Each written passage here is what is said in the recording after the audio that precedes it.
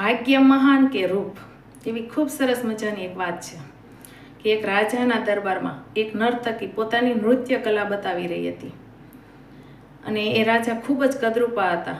એટલે રાજા સામે જોઈ અને નર્તકીને હસવું આવતું હતું. આ વાતની રાજાએ નોંધ લીધી. રાજા કદરૂપા જરૂર હતા, પણ એનું જીવન અમીરાતથી ભરેલું હતું. નાચ પૂરો થયો એટલે રાજાએ હુકમ કર્યો કે તમે મારા કક્ષમાં આવજો.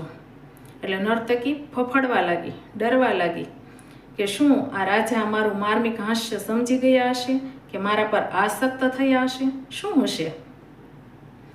તે ધ્રુજતા પગે ડરતી ડરતી રાજાના કક્ષમાં જાય છે. રાજા એને આવતી જોઈ એને ખૂબ આદરથી, માનથી અને મીઠા આવકારથી બોલાવે છે. કહે છે કે આવો બહેન.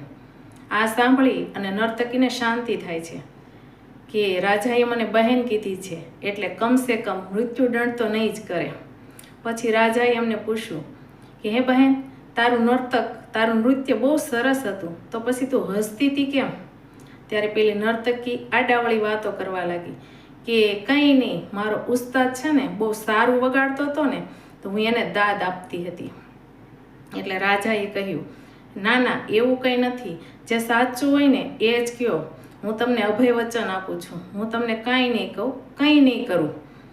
એટલે પેલી નર્તકીએ કીધું કે હે રાજા, આ રૂપની વહેંચણી થઈ ત્યારે તમે ક્યાં ગયા હતા?